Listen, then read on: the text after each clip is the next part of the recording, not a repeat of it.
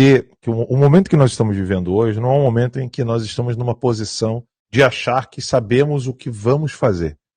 Tá? Isso precisa ficar claro para todos. A tirania e a ditadura instaurada, ela nos exige um momento de reflexão e um momento de sabedoria. O Marx comentou assim, o Alan falou sobre o que aconteceu com os comunistas. No livro O Retrato, de Oswaldo Peralva, e quem é Oswaldo Peralva, né? Antes de mais nada, né? Quem é Oswaldo Peralva? Oswaldo Peralva, ele chegou a ser o número 2 do Partido Comunista. Então, o Partido Comunista tinha Diógenes Arruda Câmara e o Oswaldo Peralva. Então, eu vou citar o livro de uma pessoa que era o número 2 do Partido Comunista. Não era alguém qualquer, né? Ele era um dos líderes, bem dizer, do Partido Comunista. O Lacombe até pegou aqui já o livro. Esse aqui é o livro, né, do Oswaldo Peralva, O Retrato. Nesse livro, ele narra que os comunistas, eles começaram com um grupo de intelectuais na década de 20, né, mais precisamente em 1922, no Brasil, em contato já com Moscou, e esses intelectuais marxistas, vários grupos marxistas, geraram, então, o que seria a criação do Partido Comunista no Brasil. E ele narra o período em que ele ficou 1 ano e meio em Moscou, tendo formação com os comunistas. E ao narrar a trajetória, a linha do tempo, a timeline do Partido Comunista de 1920 até o período em que ele escreve esse livro foi escrito na década de 50, ele narra que eles foram proibidos, eles foram presos, eles foram perseguidos pelo fascista Vargas. E houve um período em que eles tiveram de retrair, eles tiveram que dar um passo atrás e começar a preparar como eles fariam nos anos seguintes. Eu não tenho outra coisa a dizer, que nós precisamos entender isso, que o Oswaldo Peralva falou sobre o Partido Comunista, e dizer o seguinte, agora é hora de sentarmos e ver o que poderemos fazer nos próximos anos, ou como eles fizeram, nas próximas décadas. Não é tempo de tentar ficar apagando incêndios momentâneos. Qualquer pessoa que fique tentando apagar incêndio momentâneo, deixa a pessoa, não fique criticando estratégias e táticas de incêndio momentâneos, mas você que nos assiste, eu não estou dizendo o Brasil, você que assiste a timeline, precisa pensar em passos que são de décadas, e não passos de anos, não passos de meses. Nós precisamos nos preparar para as próximas décadas. O Brasil não pode continuar nessa situação.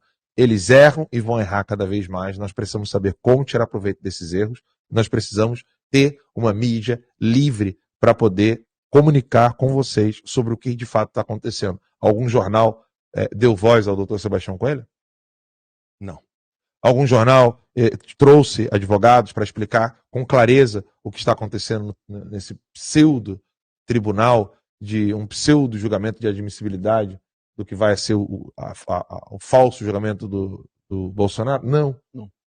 Então, a clareza, é óbvio, eu não tenho nenhuma utopia, Lacombe e Marx, e você que está nos assistindo, eu não tenho nenhuma utopia de achar que o nosso trabalho aqui um dia será visto por 200 milhões de brasileiros. Eu não tenho essa utopia. Eu não quero a massa, eu quero os fermentos.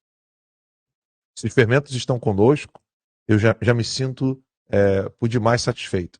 Satisfeito para agir, não é satisfeito para sentar e ficar assistindo tudo, não. Satisfeito para agir. Nós precisamos entender o que os comunistas fizeram, como eles conseguiram, depois de décadas, fazer o que eles fizeram para que a gente possa reverter o quadro do nosso Brasil. Por mais que seja um dia desastroso, um dia horroroso, né, para nós é apenas um marco a mais na nossa história, na história do Brasil, em que nós não podemos deixar que homens como o Dr. Sebastião e Jeffrey Chiquini sejam os únicos advogados a abrir a boca e falar o que está acontecendo. Como se Lacombe e Marx sejam os únicos jornalistas que consigam dar voz ao Dr. Sebastião Coelho. Hoje é um marco onde nós vamos mudar o cenário do Brasil, onde nós não queremos Bolsonaro como uma pessoa inocente sendo tratado como se fosse criminoso, Débora dos Santos, inocente, sendo tratado como criminoso, eu, Felipe Martins e tantos outros. Hoje é um marco onde nós precisamos entender que o nosso trabalho é um trabalho de décadas, um trabalho de anos. Muitas pessoas não entendem quando o Bolsonaro fala por que ele não saiu do Brasil. Eu acho um equívoco, acho um erro, acho que o Bolsonaro teria muito mais força do lado de fora do Brasil do que assistindo a esse teatro, mas como ele mesmo me disse, quando esteve em Orlando, e eu estava ao telefone com ele falando, não volta, ele falou, que eu virei para ele e falei assim, e se prenderem o senhor e acabarem matando, né? Matando E ele me respondeu: e se o Brasil precisar disso? Eu não tenho posição e nem capacidade intelectual para julgar se o Brasil precisa ou não dessa coisa trágica acontecendo com o Bolsonaro. Ele acha que sim. Eu não tenho capacidade para julgar se o Brasil precisa disso ou não. Eu me abstenho.